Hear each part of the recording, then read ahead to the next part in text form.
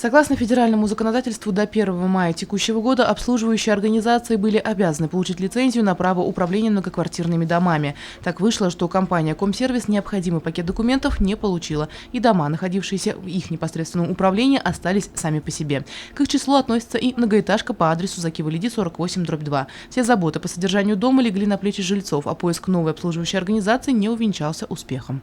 Когда мы обратились в управляющую компанию РКЦ, нам озвучили тариф 42 рубля 50 копеек за квадратный метр.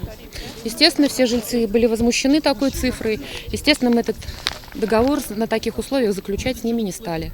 Первоочередная задача, которая стоит сейчас перед собственниками квартир – подготовка дома к отопительному сезону. Сделать это им предстоит самостоятельно. Жильцами были собраны средства для проведения опрессовки отопительной системы, в ходе которой выяснилось, что сети к зиме не готовы. Пришлось нанимать людей и ремонтировать систему. Обошлось это удовольствие в 50 тысяч рублей. Председатель Совета дома Елена Закирова стала решать этот вопрос на уровне администрации.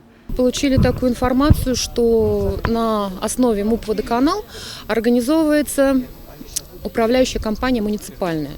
И, в принципе, вот сегодня уже этот вопрос, все-таки какое-то положительное решение наш получил. Вот по этому поводу, в принципе, мы сегодня жильцов собрали. И когда ваш дом возьмут под управление? Сказали, примерно цифру озвучили, примерно, наверное, сейчас лицензию получить у них где-то около месяца на это дело уйдет. У жильцов, что называется, накипело и по другим поводам. Почему наши дети не имеют площадки? Почему нету даже дорожки, чтобы пройти пожилому человеку или кому? Здесь проедет машина, здесь пройдет ребенок. Кто будет отвечать за наших детей? Стоянки машин. Мы тоже такие, как люди все в городе. Мы тоже имеем право, чтобы нам сделали стоянку. Когда сдавали дом, где эти стоянки для машин?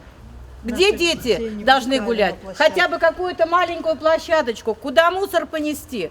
Сделать в этом небольшом дворике парковку, детскую площадку и определить место для сбора бытовых отходов жильцы не могут, так как придомовая территория, согласно плану межевания земель, ограничивается подъездным забором. Все остальное – земля муниципальная, то есть принадлежит городу, а значит вопросы по благоустройству данной территории решаются муниципалитетом. Жильцам необходимо запастись терпением и подождать до весны, так как проведение подобных работ в преддверии зимы нецелесообразно и осуществляться не будет.